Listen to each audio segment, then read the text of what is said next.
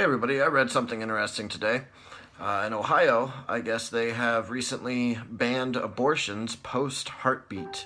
So once there's a heartbeat for a child, then the woman is no longer allowed to make an abortion. Now here are my thoughts on that matter. It's not just a woman's body anymore once a baby's inside of it. Once there's a baby inside of a woman, it's two people, two human beings.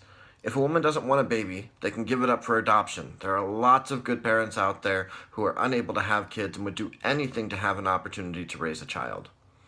So then I hear from a woman's argument, well, what if I was raped? Then it wasn't my fault that I got pregnant.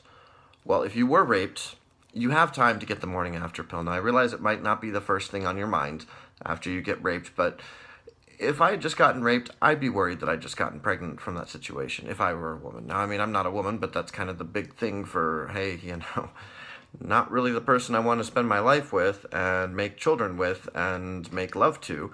So definitely don't want anything to come from this. I would do everything I can to get my hands on a morning after pill the next morning. I know you can get it for free if you go to places like Planned Parenthood and ask them explaining your situation. That being said, places like Planned Parenthood, obviously they survive on abortions and a lot of other medical things like that. So I can't say that I recommend them for a lot of situations, but I understand if you've been raped, you need to be able to know that you're taken care of and that you're not going to have something come from this prior to anything ever coming from this.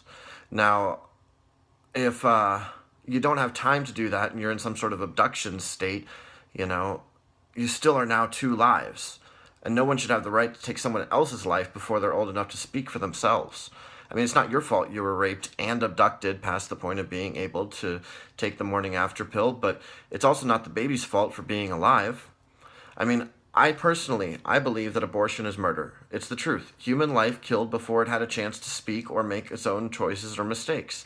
Now, lastly, this brings me to the point of what happens if a relative rapes and abducts and forces somebody to become pregnant and hold that baby past the point of a heartbeat and past the point of any, once it's created, what happens? This child is not going to live a good, healthy life. And in that situation, I don't know the answer. I think it's okay for me to say I don't know the answer. I don't have the right answer. Only in that situation.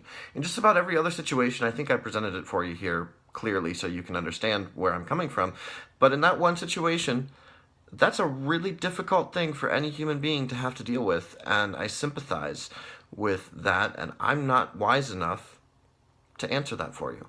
So that's something you'll have to speak to somebody else and come up with your own determination on. But as for everything else, I mean, abortion is murder. It's the truth. Human life killed before it had a chance to speak or make its own mistakes or choices is murder. Once that child grows up, if they decide to go and screw up and cause enough problems in this world that they deserve the death penalty, then that's on them. But while they're still in your womb, that's two lives. It's no longer just a woman's body. It's a woman's body and a child's body. And you have to consider that before making these life-altering decisions. Have a good day. Peace.